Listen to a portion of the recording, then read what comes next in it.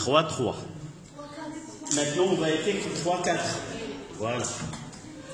Donc, 3, 4.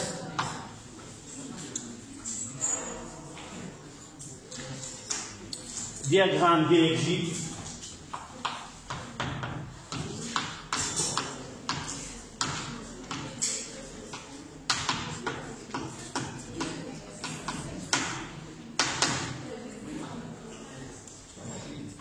Pour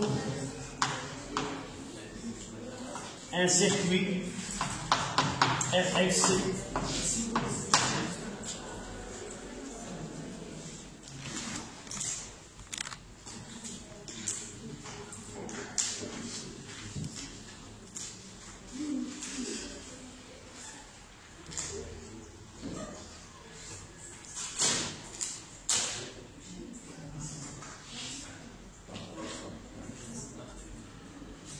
s'il te plaît, tu fermes la porte.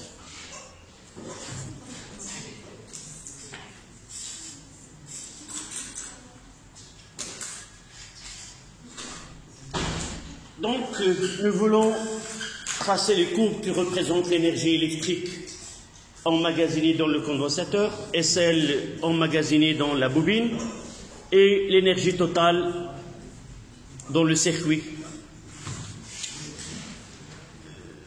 La seule façon de le tracer, on ne va pas perdre trop de temps. L'expérience que nous avons faite, celle de la visualisation de la décharge d'un condensateur dans une bobine, elle est identique à celle que nous pouvons faire pour tracer ces courbes-là. C'est un logiciel au cours duquel on peut donner des formules mathématiques et c'est lui qui va s'en charger de tracer ces courbes. On verra peut-être en mécanique par la suite. Ces logiciels, par exemple, on peut entrer une fonction F1,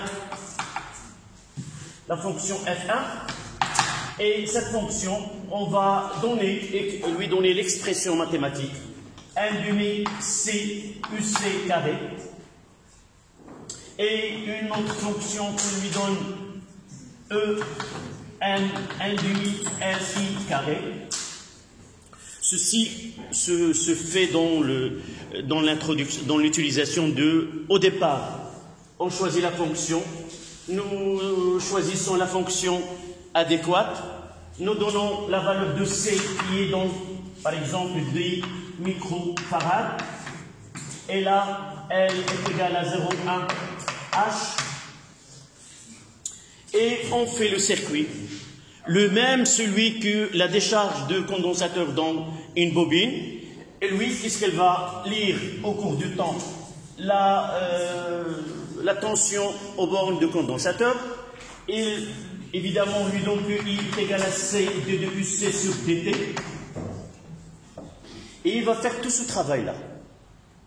Il va lire la tension UC avec la valeur de la capacité, il est capable de tracer cette fonction-là. En connaissant l'expression I est égal à C de UC sur dt, il est capable de calculer l'intensité de courant correspondant à chaque valeur de UC qui est lue, et on est capable, lui, le logiciel, il est capable de tracer une autre fonction qui est EM est égal à 1 demi LI carré. Si nous voulons ajouter la fonction F3, qui n'est autre que l'énergie totale E, qui est égale à E petit e plus E petit m. On va voir les trois fonctions.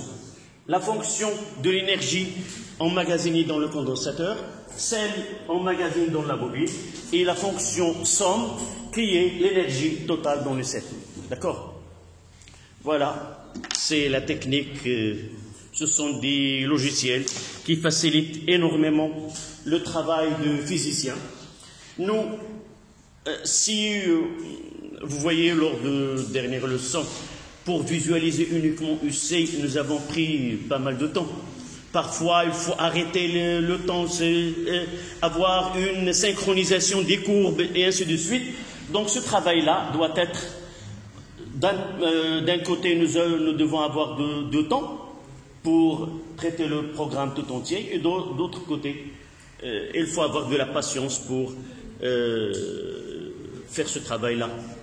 Dans d'autres systèmes scolaires, ce sont les élèves qui font ce travail-là. Dans une classe de physique comme celle-là, il y a un banc ici où il y a des PC de deux côtés, et chaque groupe passera à ce poste-là et essaie de faire ce travail que je lui dis. C'est ça ce que manque pour notre système éducatif, c'est d'avoir, de suivre la technologie dans le domaine et ce qu'on appelle les expériences assistées par ordinateur, puisque tabarakallah, vous êtes très doué dans dans les applications, dans le PC ou les smartphones. Parfois, lorsque je trouve une difficulté, ce sont mes enfants qui règlent. Si je perds quelque chose, c'est eux qui s'en chargent. Donc, c'est dommage qu'on ne suive pas le côté positif et instructif de cette technologie. En attendant, dans les années passées, dans une séance, les élèves apportent leur PC et on travaille en classe sur ce logiciel. On leur demande de le télécharger et en classe, dans cette même classe, il y a en 2012, nous avons travaillé, on le verra par la suite, la chute libre qui est traitée par un logiciel et voir la courbe, voir l'expression de la vitesse et ainsi de suite. Si on aura le temps, on fera ce travail-là. Donc, avant d'arriver à ce stade-là, je pense que vos enfants auraient cette technologie ici au Maroc. Donc, on se contentera de la craie et de tableau. Donc, on va essayer de E, petit e est égal à 1,5 CUC carré, et E, n bis m, c'est 1,5. Nous l'avons noté par petit e écrit de cette façon-là. E petit m, LI carré, et E qui est égal à E petit e plus E petit m. Voilà ce logiciel, ce qu'il va donner.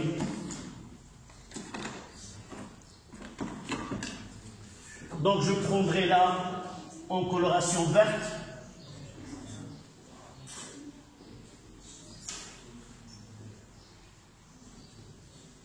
Je vais essayer d'avoir le même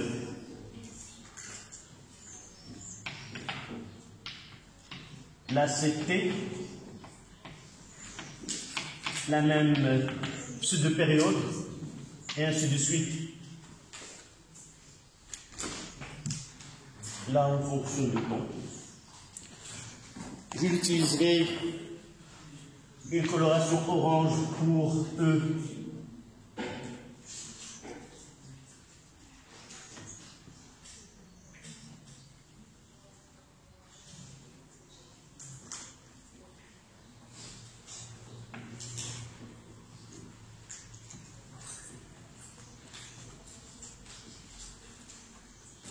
Là, c'est E,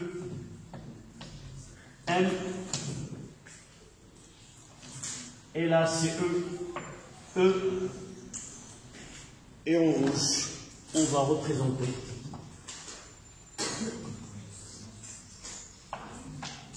c'est la somme des deux.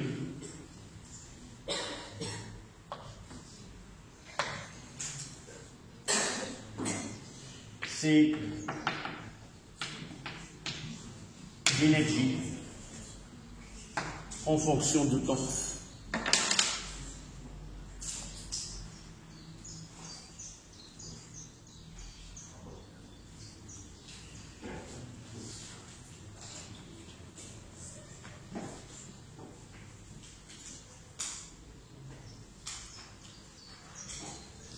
mais si quelqu'un est intéressé à ce travail-là, je peux lui donner un lien de téléchargement de ce logiciel-là.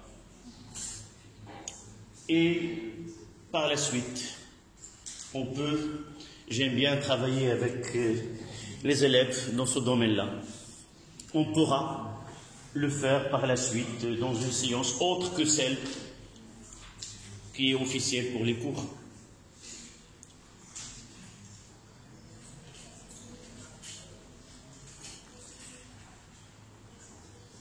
C'est ça ce que manque pour nos élèves, c'est ce côté-là. À l'échelle théorique, ils sont les plus doués.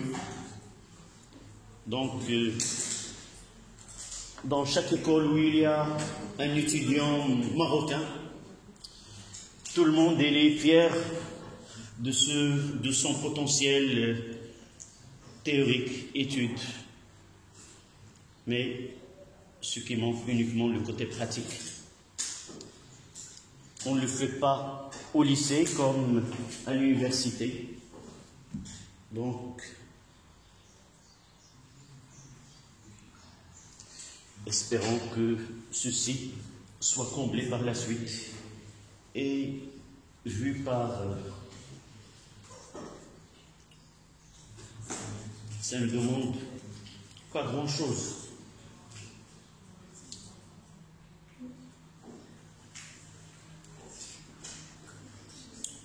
Donc, la première des choses dans un exercice ou dans un examen, s'il te plaît,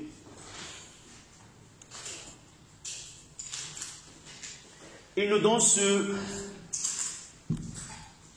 diagramme-là, et la première des choses, c'est de déterminer où ils sont donnés par des chiffres, 1, 2 et 3, et il nous demande d'identifier l'énergie, la courbe correspondante à l'énergie électrique, énergie mécanique et énergie totale. Totale, il n'y a pas de problème. Elle est connue. Mais entre l'énergie électrique et l'énergie magnétique, il y a un petit truc qu'on doit le connaître. Là, vous le savez, c'est déjà en vert qui est l'énergie électrique. Comment vraiment cette courbe en vert correspond à l'énergie électrique emmagasinée dans le condensateur? Comment on le sait? Comment on le savait? Il faut revenir à ce que nous avons étudié ici. Ce qu'il est le titre? Ce sont les oscillations libres dans un circuit RLC. Et le premier paragraphe était quoi? Décharge d'un condensateur dans une bobine. Ça veut dire quoi? Ça veut dire qu'à l'instant t est égal à 0, le condensateur il est chargé, donc la différence de potentiel ou la tension entre ces bornes n'est pas nulle. Par la suite, l'énergie électrique à l'instant t est égal à 0 n'est pas nulle. Ah pardon, oui c'est ça, n'est pas nulle. Donc c'est celle qui correspond à l'énergie électrique. Le courant n'est pas encore établi, et par la suite EM est égal à 1 demi LI carré, et il est nul, et par la suite EM elle est nulle. Donc celle-là, c'est EM, et l'autre, c'est l'énergie électrique. Ça, c'est les questions qui sont traditionnelles.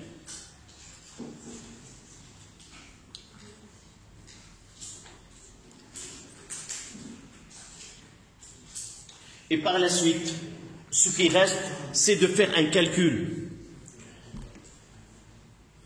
S'il te plaît, arrête de parler.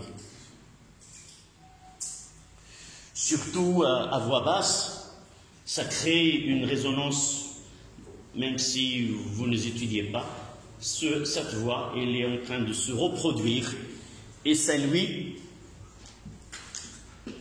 l'écoute.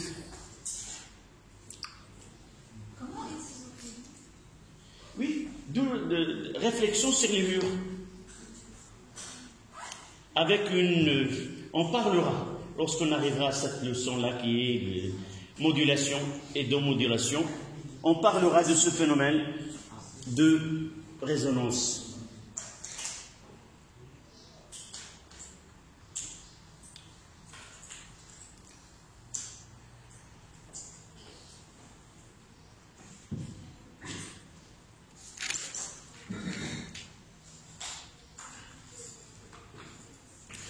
Donc, qu'est-ce qu'on peut tirer de ce diagramme-là, de ces courbes? La première des choses, que l'énergie, nous l'avons déjà écrit, que l'énergie totale, elle diminue au cours du temps. Donc, il y a un phénomène d'amortissement. Il y a perte de l'énergie. Et vous voyez que l'énergie, elle est liée à la valeur maximale de UC. C'est-à-dire, elle est liée à UC max. Et puisque UC max diminue, aussi l'énergie totale diminue.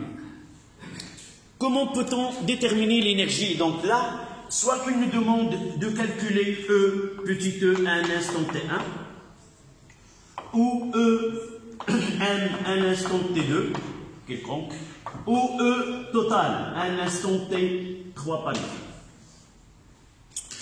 Je vais essayer de donner là, c'est t1.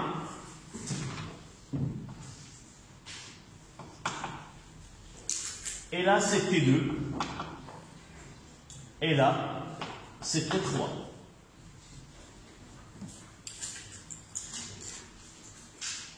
Comme ils peuvent nous donner, calculer la perte d'énergie, on parlera par la suite. Donc, comment déterminer E, petit e à l'instant T1?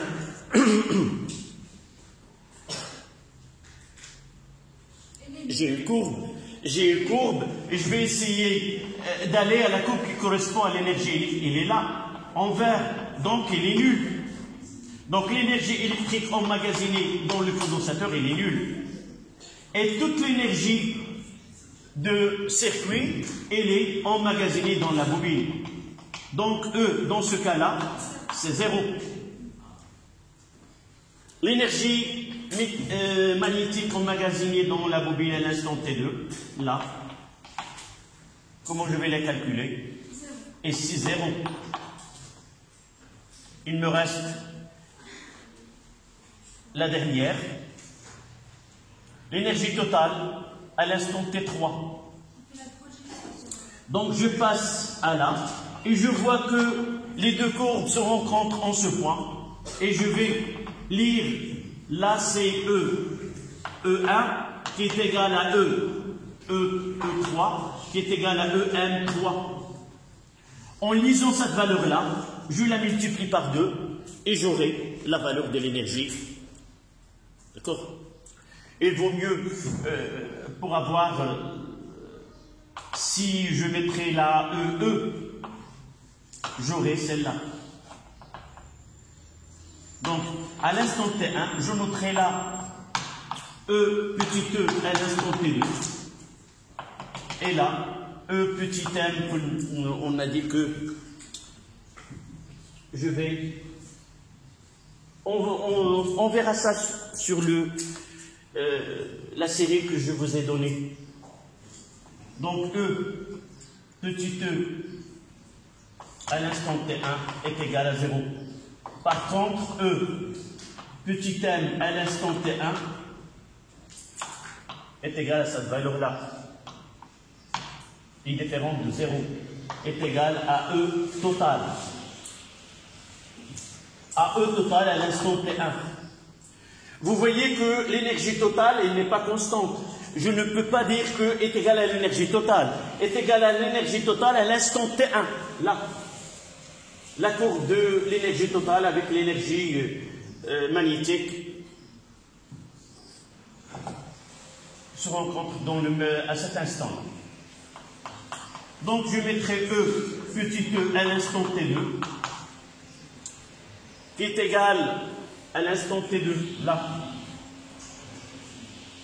Elle est maximale, elle est E à l'instant T2 et E M à l'instant T2 est égal à 0.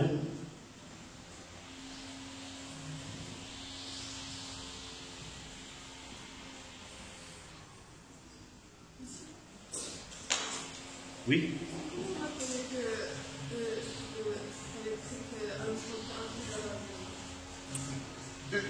Uniquement, graphiquement, tout simplement, à partir de graphes. Quel instant choisis un instant donné. T1. Là, T1, c'est le temps I, ici. Je vois que la courbe en vert, elle rencontre l'axe des temps, donc il est nul. Voici la valeur. Celle-là, la valeur, c'est 0. Celle-là, c'est toujours, je choisis un instant, et je vais essayer d'aller à la courbe concernée, et je lis dans les ordonnées et dans les abscisses. Les abscisses, c'est le temps, et les ordonnées, ce sont des énergies. D'accord? Donc, ça, on est arrivé à la fin de ce cours. Nous avons parlé d'un circuit réel dans lequel l'énergie totale n'est pas conservée et elle diminue au cours du temps. Cette diminution est due à la présence d'une résistance dans le circuit qui dissipe. Tu changes de place, s'il te plaît, avant, pour ne pas te... Oui, tu viens ici. Oui.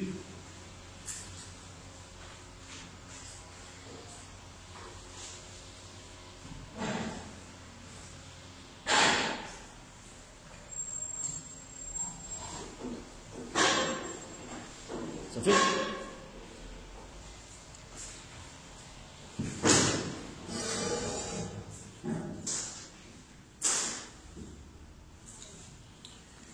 Donc, nous avons parlé d'un circuit réel et d'un circuit idéal.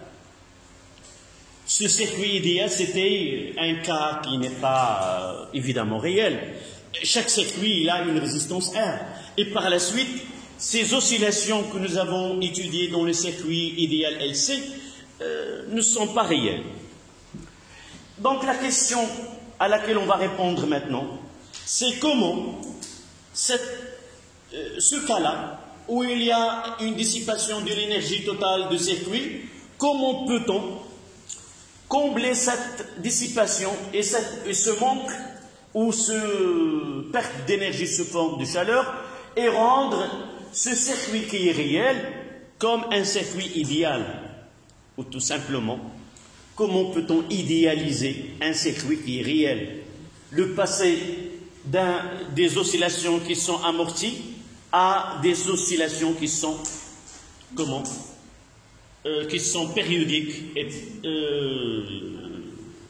où il y a l'énergie conservée. À votre avis, est-ce possible ou non? Comment? On ne peut pas négliger une bobine. J'ai pas là une bobine. Une bobine. Je ne peux pas la négliger, elle est là. Donc, on va essayer de penser scientifiquement et physiquement. Quelle est la cause de ça? Il y a une perte d'énergie, la première des choses. Si on arrive à compenser cette énergie perdue, d'accord? Donc, il suffit, la première des choses, il y a une perte, donc je dois alimenter ce circuit-là par une source d'énergie qui va essayer de remplacer cette énergie perdue. C'est la première des choses. Donc, perte d'énergie, on cherche à alimenter ce circuit pour remplacer cette énergie qui est perdue. On est d'accord? Le problème là, c'est que cette énergie, elle diminue d'une façon apériodique. Donc on peut pas, on doit chercher à un générateur qui va donner cette énergie de telle façon qu'il soit adaptable à ce qui se produit dans le circuit. Maintenant, on trouve la porte C, un générateur qui va remplacer cette énergie qui est perdue. On doit voir la cause. Quelle est cette cause? Quelle est la cause? Nous l'avons déjà écrit, l'équation différentielle, et je l'ai écrit sous une forme. Je vais la réécrire une deuxième fois. C'est comme ça qu'on doit penser et résoudre certains problèmes. nous avons LC d carré de UC sur dt carré plus UC, et là c'est plus R total fois I est égal à 0. Dites-moi que, vérifiez ce que nous avons écrit, est-ce que c'est la même? Ou RT, ça sera R de résistor ou de conducteur ohmique et la résistance petit r. C'est celle-là ou non? Oui? Voilà. Il faut appuyer pour que je continue. Si vous ne dites pas oui, on doit chercher. C'est celle-là. Donc, pour qu'il soit des oscillations libres, non amorties, quel est le terme qui nuit cette, si vous voulez, cette oscillation libre? C'est celui-là. Donc, la cause de ce qui se produit, c'est celui-là. C'est un dipôle qui est un dipôle ohmique. Donc, comment doit être ce générateur?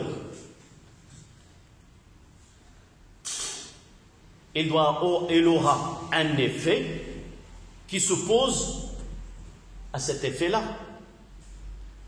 La première des choses, quelle est la tension qui donnera ce générateur d'une façon générale?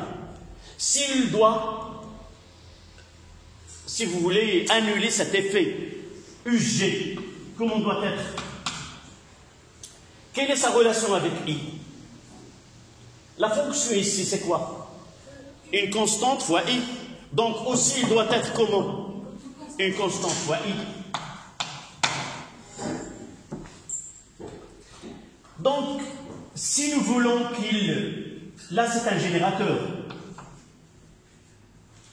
C'est la convention générateur.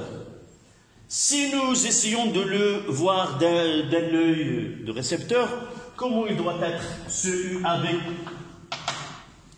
C'est la convention générateur. Si on le voit d'un côté où il est récepteur, ça sera quoi? Je vous rappelle, là c'est UG et là c'est I. Donc ça sera moins K fois I. Ça sera moins K fois I. Donc ce générateur qui doit être injecté dans le circuit, qu'est-ce qu'il va faire? Il est semblable à celle-là. Et la dimension de ce cas, quelle est son unité? Le ohm, c'est le ohm. Donc, ça sera comme une résistance, comment il est? Négatif. Donc, si nous voulons entretenir ces oscillations et les rendre périodiques, libres, il faut utiliser un générateur qui joue le rôle de quoi? D'un dipôle ohmique à résistance négative. C'est-à-dire, il y a une résistance, et lui, il va s'opposer à cette résistance. Donc, pour entretenir cette oscillation, on doit utiliser un générateur dont la tension entre ces bornes est proportionnelle à l'intensité de courant qui circule dans le circuit.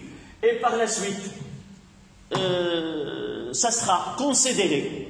En réalité, il n'y a pas un dipôle où la résistance est négative. Il faut se mettre d'accord. Mais on dit qu'il joue le rôle comme si un conducteur ohmique de résistance négative. D'accord? Donc on mettra titre 3-4, c'est le dernier titre. Entretien des oscillations. 3, 4, 3, 5, oui. Entretien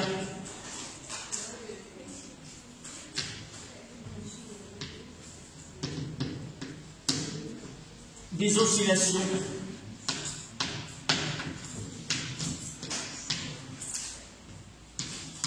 dans un circuit RSC.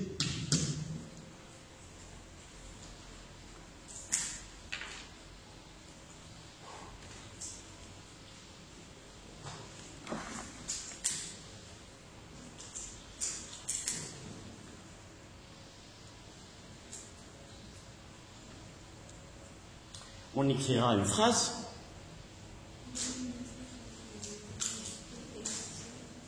pour entretenir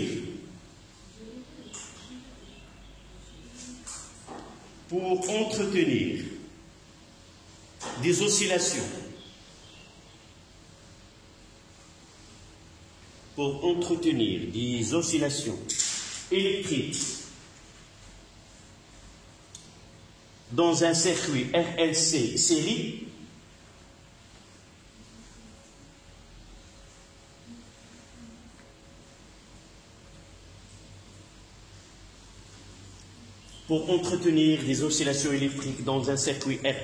série, il suffit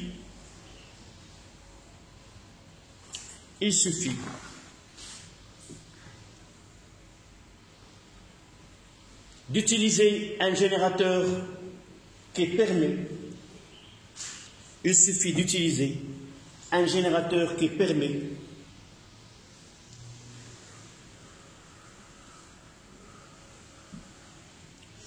de substituer l'énergie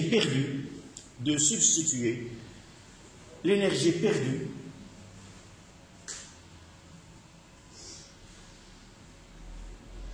par effet Joule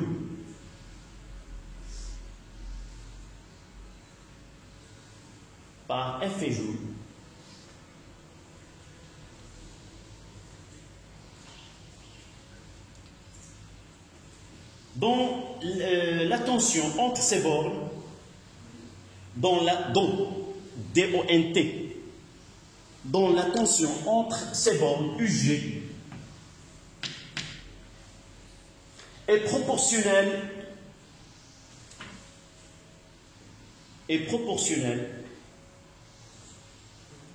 à l'intensité de courant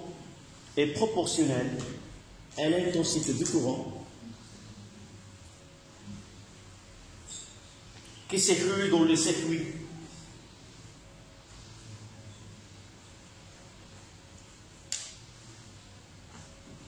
Entre parenthèses, UG est égal à K fois I.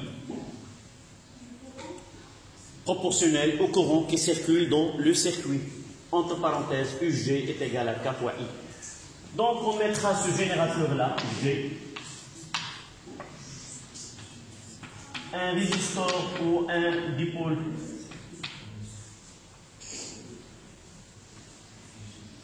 donc là c'est C, là c'est L, R,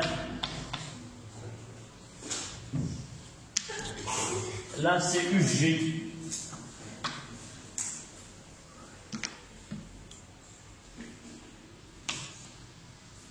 pardon, là c'est I,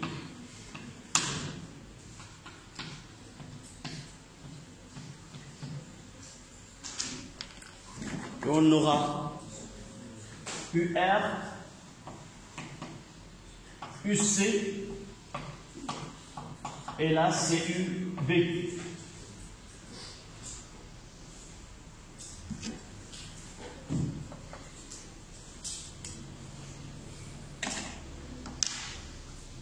En appliquant la loi d'additivité des tensions ou la loi des mailles,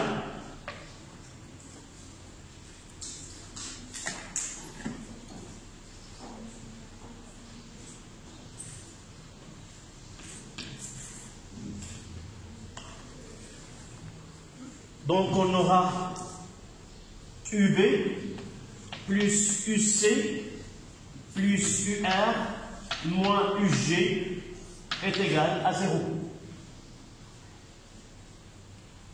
Sans oublier que UB est égal à L dI sur dt plus RI et UC on la garde comme il est, UR est égal à RI. Et nous essayons d'établir l'équation différentielle. Ça sera LC d carré de UC sur dt carré plus UC, je reviens là, plus R plus petit r fois I moins K fois I est égal à 0. Ou tout simplement, je vais l'écrire d'une autre manière, plus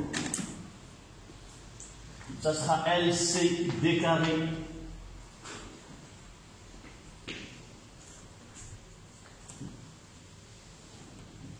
je vais l'écrire ici, LCD carré de UC sur DT carré plus UC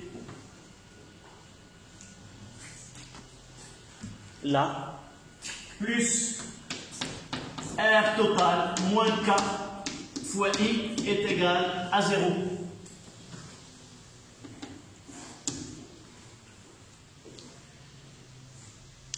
Et lorsque K R total est presque égal à K, ça donne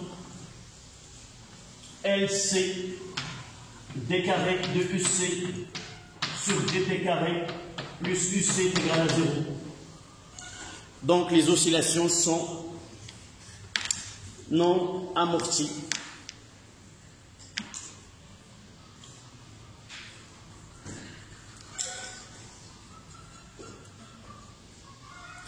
Lorsque K est voisine à la valeur de R total, les oscillations sont entretenues et nous voyons qu'il y a, comme s'il s'agit d'un circuit qui est idéal. La question qui est posée, il vous demande quelle est la valeur de K pour que les oscillations soient entretenues. Et à partir de là, il faut dire que le coefficient K doit être égal, sensiblement égal à RT. D'accord? Ce générateur-là, c'était au programme, ancien programme.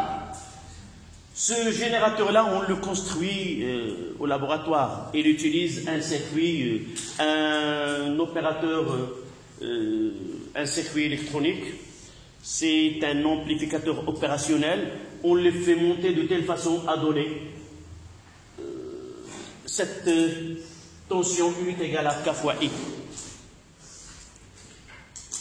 Dans le nouveau programme, on ne parle pas de ce circuit-là et comment le faire. Donc on s'arrête 5 minutes et on continue pour un exercice d'application pour finir cette électricité.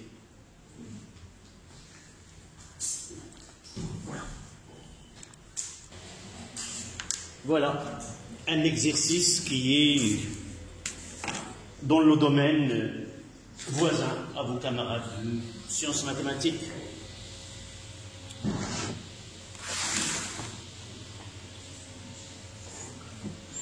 Donc, exercice d'application. On considère le circuit ci-dessous, celui-là.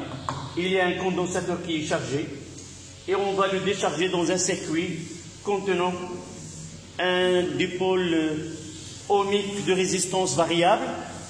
Lorsqu'il y a une grandeur qui varie dans un circuit, on met sur cette grandeur une flèche. Si le condensateur, si c'est varie, on mettra une flèche là. Si elle varie, on mettra elle aussi sur la bobine. Donc, on veut étudier les oscillations libres dans ce circuit. Premièrement, définir les oscillations électriques libres. Deuxièmement, après avoir chargé le condensateur sous une tension E, on le décharge dans le circuit. Un instant T est égal à 0, qu'on le considère l'origine des temps. Dans le circuit, et on donne UC, et on donne la représentation graphique de UC dans deux cas. Ce cas-là où la résistance est considérée RA, c'est le cas A, puis on change cette résistance avec une résistance RB, seulement là, j'espère que vous aurez une résistance, je le ramènerai.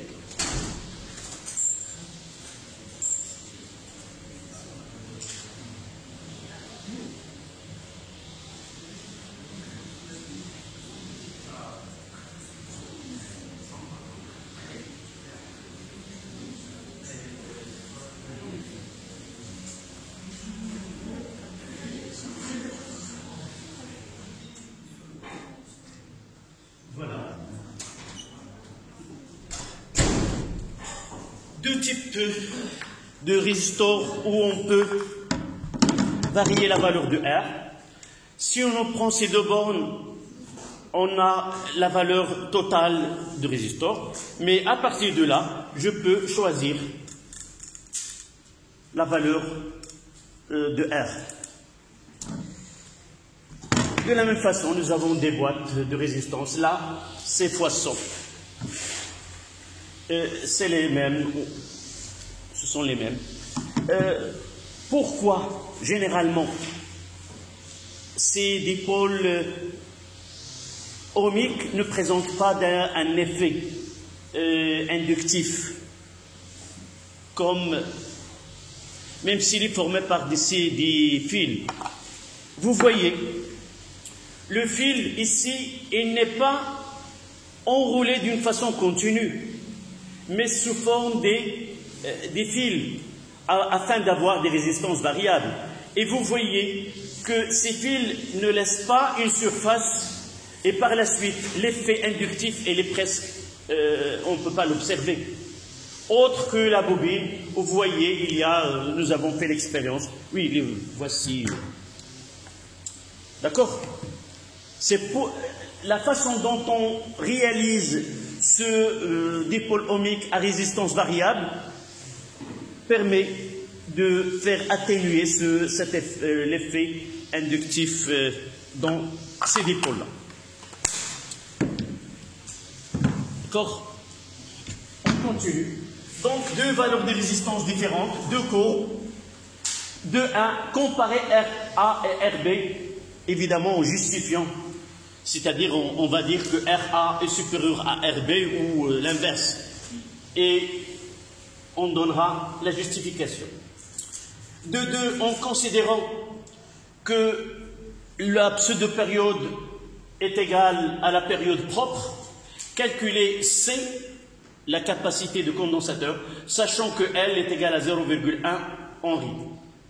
De 3, montrer que l'équation différentielle s'écrit sous forme d carré de UC sur dt carré plus 2 lambda d de UC sur dt plus 4 pi carré sur T0 carré plus C est égal à 0. En exprimant lambda en fonction de données de l'exercice, c'est-à-dire en fonction R ou C ou L. 2,4. On admet que la solution, ça c'est hors programme, la solution il est donnée. EC est égal à E exponentielle moins lambda t cosinus de 2 pi sur t. Et on nous demande de montrer que ln de UC de t sur UC de t plus 4t, avec t c'est la pseudo-période, est égal, j'ai pas terminé, est égal à k fois lambda, est égal à k fois lambda fois t. K fois lambda fois t. Et la dernière question. C'est là, nous avons parlé que la pseudo-période est presque égale à la période. Là, on va essayer de voir la condition qui nous donne, à laquelle on peut considérer que la pseudo-période est la période. On l'entend sans le connaître. D'où vient cette information? Là, on va essayer de le voir de près et de le montrer à partir de ces données-là. Il y a une condition qui nous donne cette approximation dans laquelle on considère que la période ou la pseudo-période est égale à la période propre.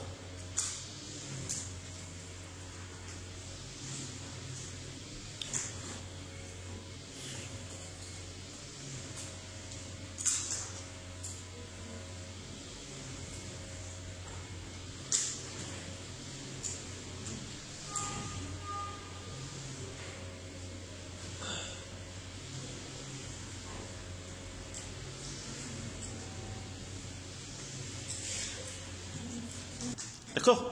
Pourquoi il n'y a pas de générateur dans ce circuit? Et dans notre programme, il y a un générateur dans un circuit RLC uniquement où? Dernier paragraphe, c'était quoi? c'est pour l'entretien des oscillations. Uniquement.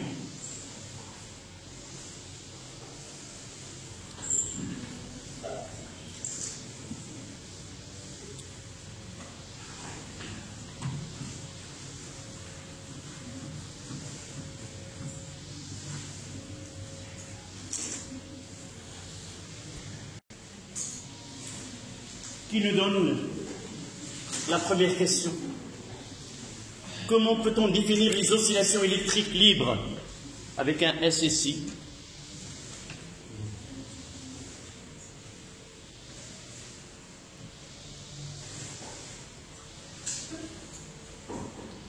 J'ai dit dans notre séance que vous avez de la chance, vous nous étudiez que les oscillations libres. Vous n'étudiez pas les oscillations forcées. Et j'ai dit la différence entre les deux. Oui.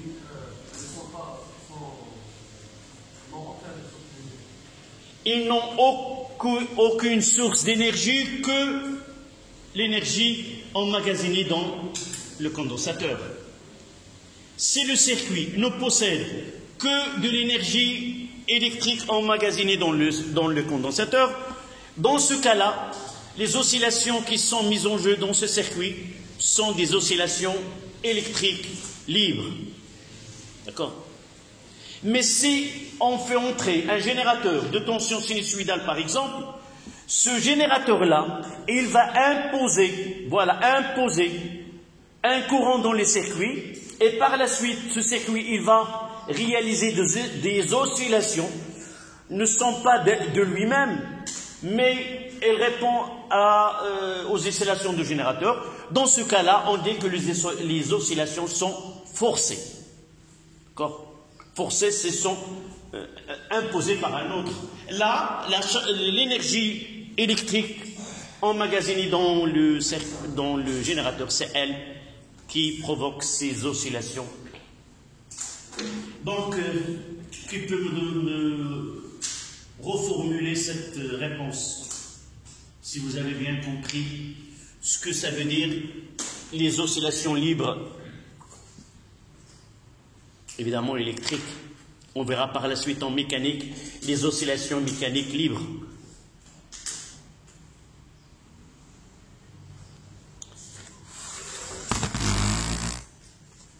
Allez, dites-moi cette phrase.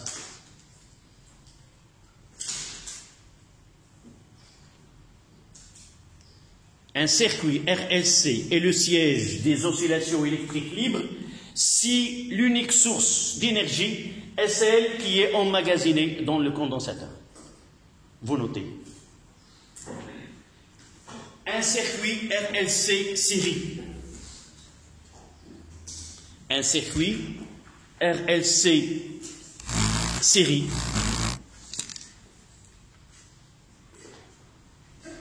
est le siège des oscillations électriques libres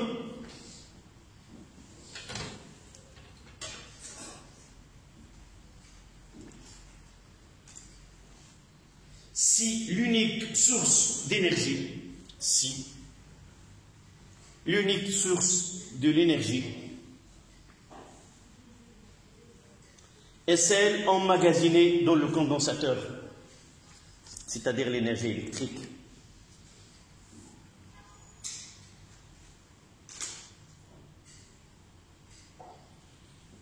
D'accord? Ça, c'est la question de 1. La question 1, on passe à la question 2.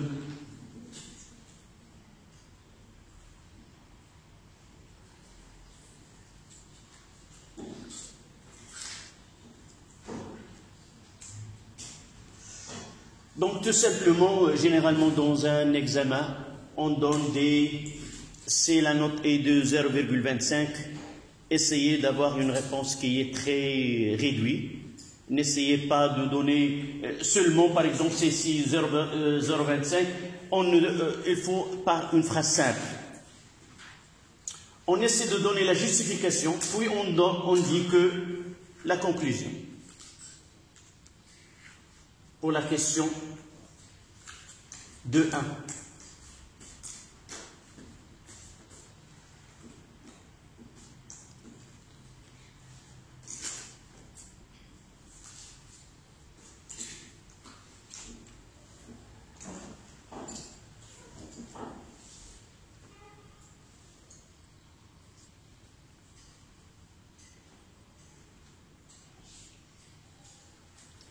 Donc, qu'est-ce que nous pouvons dire à propos de la résistance, l'effet de résistance sur les oscillations électriques? On va essayer de voir les 3 cas que nous avons traités dans le cours. Lorsque R est négligeable, on a la fonction UC, c'est une fonction qui est périodique, une fonction sinusoïdale. Si la résistance est négligeable, elle est petite mais négligeable, on a un système pseudo-périodique où il y a la UC max diminue au cours du temps. Mais si R est grande, on passe à un système apériodique où la décharge se fait d'une façon sans qu'il réalise des oscillations. C'est-à-dire que UC passe de 6 à 0 sans passer par des valeurs négatives. Mais dans le système où R est grande, on distingue 3 types de régimes. Régime critique, surcritique et sous-critique. Mais pour nous, uniquement nous devons connaître qu'il s'agit d'un régime pseudo-périodique et d'un régime apériodique. D'accord? Donc, 2, 1. Essayez de suivre ce que je dis et formuler une réponse de votre manière. Quelle est la phrase qu'on va écrire maintenant?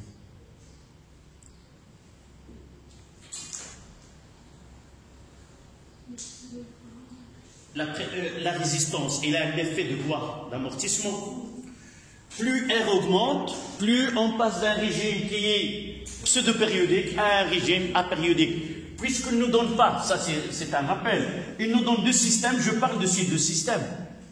Donc vous notez, plus la résistance équivalente de circuit est grande,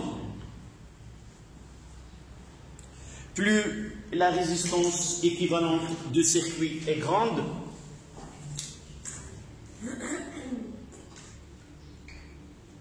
plus on passe d'un régime pseudo-périodique, à un régime apériodique. Oui. Qu'est-ce que je veux que je répète? Toute la réponse. Généralement, la phrase que je dicte, il peut changer. Donne-moi ce que j'ai dit au début, je te donne, pour ne pas formuler une autre. Mademoiselle, tu donnes. Plus la résistance équivalente de circuit est grande, plus on passe d'un régime pseudo-périodique à un régime apériodique. C'est attaché, apériodique. Donc, RA est inférieur à RB. Donc, RB qui correspond à un régime apériodique, donc elle est grande. Vous pouvez trouver dans un exercice, au lieu de donner RA et RB, il nous donne des valeurs. Il nous donne R est égal à 10 et R est égal à 500. Et on vous demande de dire à quoi est égal RA, à quoi est égal RB. Si on nous donne 10 ohms et 100 ohms ou 500 ohms, on dira que RA est égal à 10 et RB est égal à 500 ohms. D'accord? Là, ils n'ont pas donné des valeurs numériques, mais sachez bien, ils peuvent vous donner des valeurs et on attribuera la valeur à chaque schéma. La deuxième question. Oui.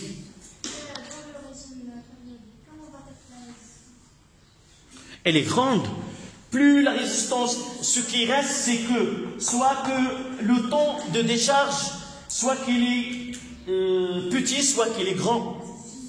On revient à quoi? Nous l'avons fait dans la simulation dans le cours. Là, c'est tôt. Soit il y a on revient à la décharge se fait d'une façon rapide ou il demande un temps très grand. La réponse mathématique réside dans cette équation-là. C'est dans l'équation. Mais heureusement ou malheureusement, heureusement pour faciliter notre tâche, mais malheureusement pour bien connaître le phénomène, il faut étudier cette équation différentielle. On a dit qu'on passera par delta. Il y a le delta est égal à 0, delta supérieur à 0, delta inférieur à 0. Donc il nous donne 3 types de solutions. Donc pour la question de 2.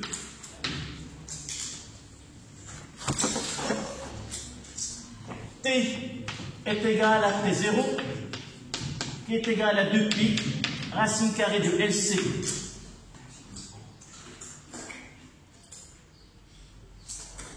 Donc T carré est égal à 4pi carré fois L fois C. Donc c'est égal à T carré sur 4pi carré fois L. Voilà l'expression littéraire de C. Il suffit de calculer cette valeur.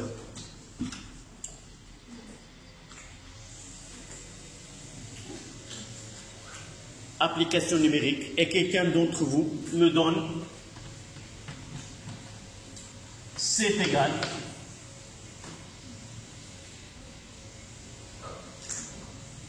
combien? Tu as déterminé, c'est à partir de la courbe, de là. Voilà T. Il faut revenir à la courbe qui donne UC. Donc, fois 4, n'oublie pas, en millisecondes, c'est 2 fois 10 moins 3, le tout au carré, sur 4 pi carré fois 0,1. Généralement, on prend pi carré est égal à 10. Et c'est égal à 4, 10 moins 6 sur 4. J'ai dit on prendra pi carré est égal à 10. Et ça donne 10 moins 6 farad. Oui. À 4. Pardon, il est égal à 4. 4, ça donne 6 sur... là, ça sera 16. Sur 4, ça donne 4. Donc, c'est égal à 4 microfarads.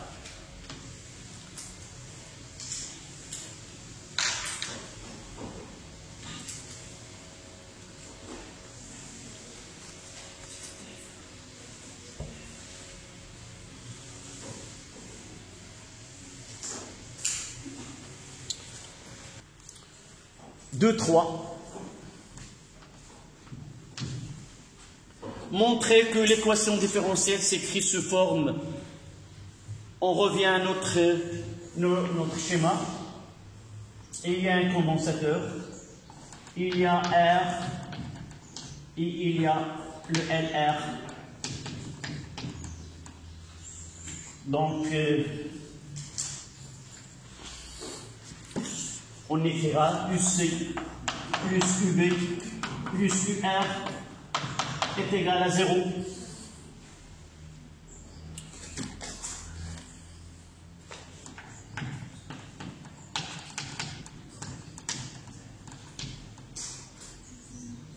Et là, c'est UC.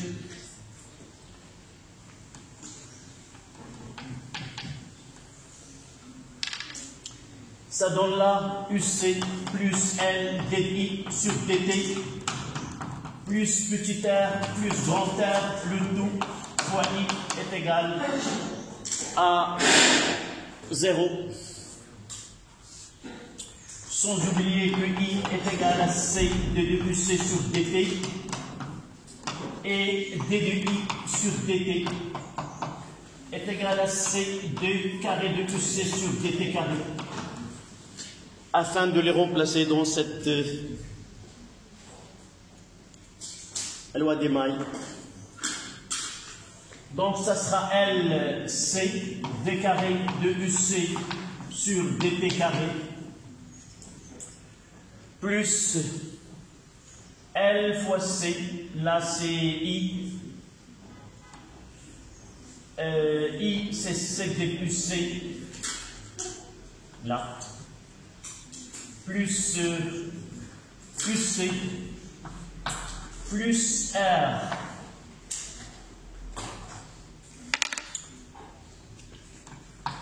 plus petit r, fois C, d de plus C sur dt est égal à 0.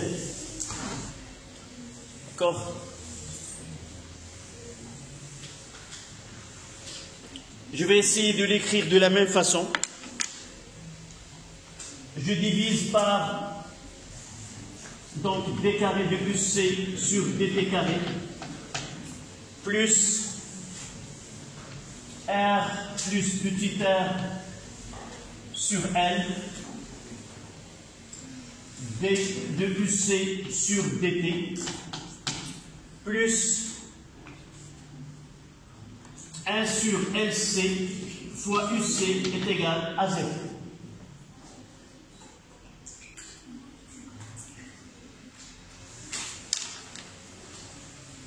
Mademoiselle, est-ce qu'il y a une question?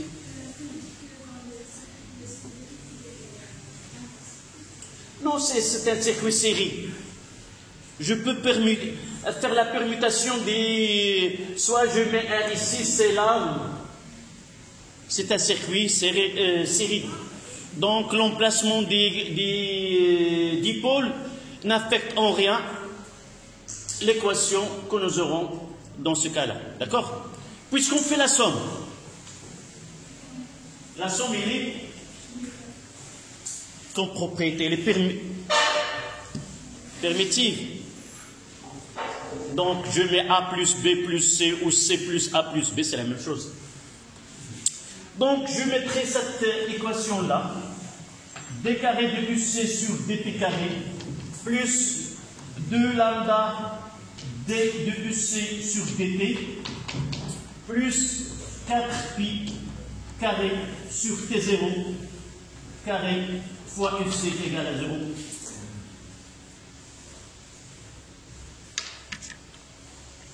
Voilà, à partir de schéma de circuit, voilà ce qu'ils nous ont donné.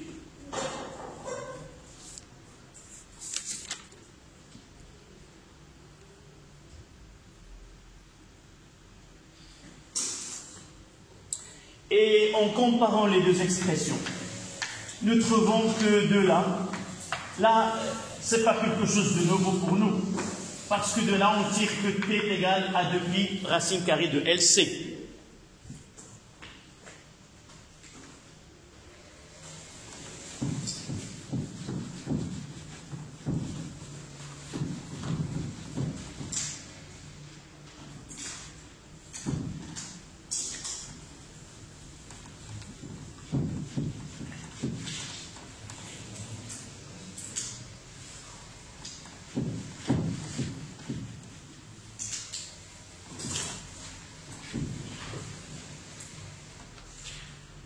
Donc, comme je viens de dire, en comparant les deux expressions, on aboutit à 2 lambda est égal à R plus petit r sur L, et 1 sur LC est égal à 4 pi carré sur T0 au carré. Et de là, on tire que lambda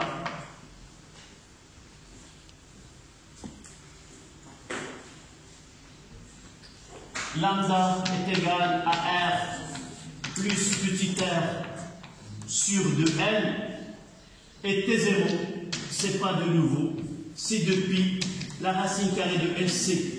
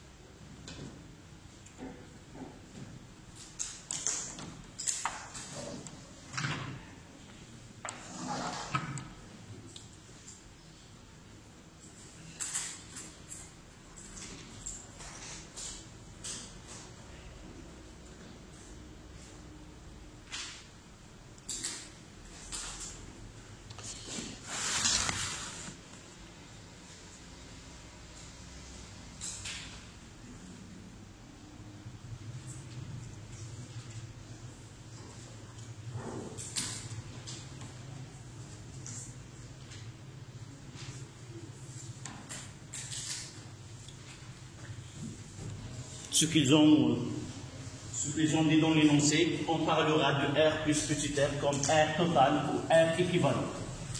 La question suivante, qui fait appel aux mathématiques,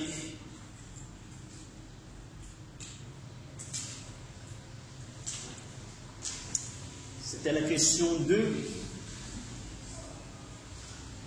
3.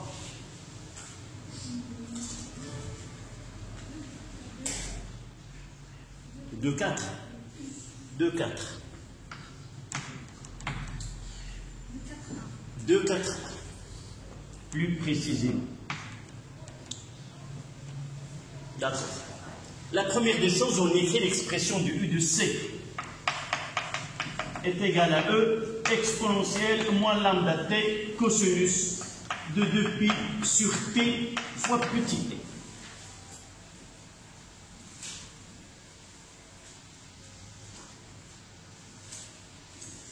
Puis on utilise UC de t plus kt.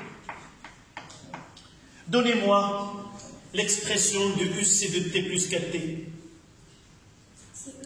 CE, voilà, E exponentielle moins lambda, entre parenthèses, c'est T, c'est ça, T plus 4T, T plus 4T, voilà, fois cosinus de 2pi sur T fois T plus 4T. On va faire d'abord le rapport de ces deux quantités. Ils nous ont dit le rapport de UC, là, UC de T sur UC de T plus 4T. Avant de faire le rapport, quelle est l'expression simplifiée de cosinus de 2pi sur T, T plus 4T? Le cosinus, c'est une fonction qui est périodique, sa période elle est T. Donc, le cosinus de 2pi sur t, petit t plus 4t, c'est cosinus de 2pi sur t. Vous êtes d'accord? Donc, ça sera quoi? Ça sera E exponentielle moins lambda t sur, j'ai simplifié, sur E exponentielle moins lambda t plus 4t. Je vais l'écrire cosinus de 2pi sur t fois t, et là, cosinus de 2pi sur t fois t. Uniquement pour voir comment nous avons procédé. Et par la suite, sur UC de t sur UC de t plus 4t, le E se simplifie, le cosinus, et je fais remonter, ça donne exponentielle moins lambda t plus lambda, d'accord, fois t plus 4t. Vous êtes d'accord? Donc, ça donne uniquement exponentielle de lambda kt, puisque moins lambda t avec plus lambda t va se simplifier. Maintenant, ln de UC de t sur UC de t plus 4t est égal à lambda kt, et c'est l'expression qu'ils nous ont demandée.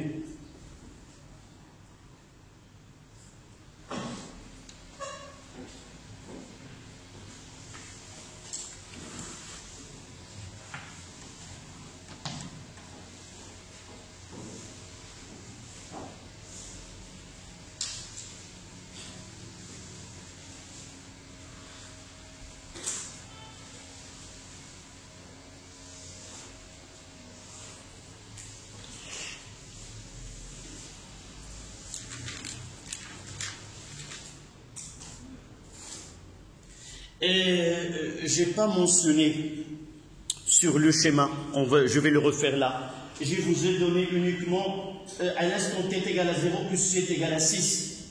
Mais pour t est égal à 4 millisecondes, je n'ai pas mentionné sur l'axe des tensions qu'il s'agit de 5 volts. Je vais refaire là. Afin de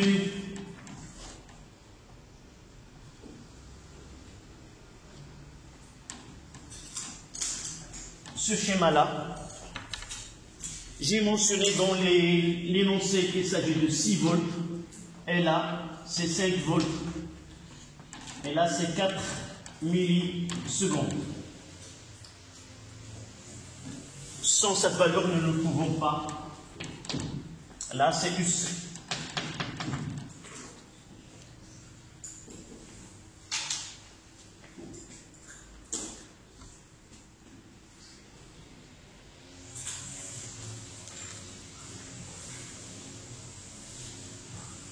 Donc, comment calculer ce R total?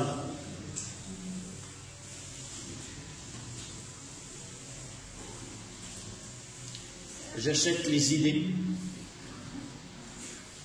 Voilà.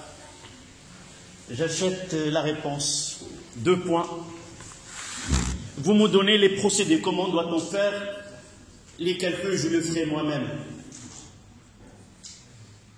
Dites-moi. Comment calculer R total? La première des choses, c'est quoi? Toujours, on applique l'esprit scientifique. Où se trouve R total ou R équivalente? Elle est là, dans lambda. Lambda, elle est là. Et nous avons UC, elle est là.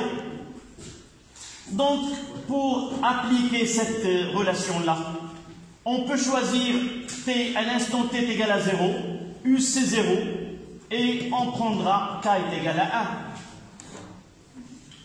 Vous êtes d'accord? Vous avez noté cette partie? Je donne d'abord la réponse. On ne laissera pas. Donc, à t est égal à 0, UC de 0 est égal à 6 volts, UC à t est égal à 5 volts, et on notera ln de UC 0 sur UC t est égal, j'ai pris k est égal à 1 est égal à lambda fois t, qui est égal, lambda c'était quoi? C'est R total sur 2L. C'est R total sur 2L fois T. Et je vous donne, vous continuez. C'est 6 sur 5 est égal à RT sur 4 fois 10 à la puissance moins 3 sur 2 fois 0,1. Donc R total, ça sera 0,2 fois ln de 5 sur 6, le tout était sur 4, 10 à la puissance 3. La prochaine fois, vous me donnez la valeur, ou c'est quelqu'un qui a une habilité avec la calculatrice, il peut nous donner avant de partir.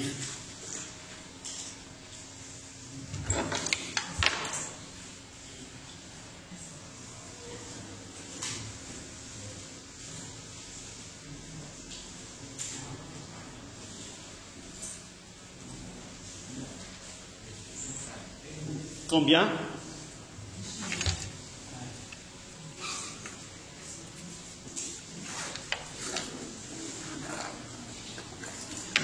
Je vais essayer de calculer le temps de combien?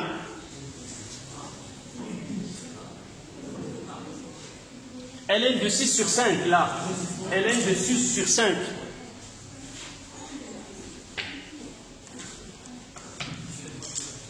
« 9,11. Voilà. C'est la valeur que j'ai. R total est presque 9 ohms. Voilà. Il nous reste la dernière question. On le verra au cours de la correction de la série que vous avez. D'accord? Donc, le mercredi, on commence la correction de cette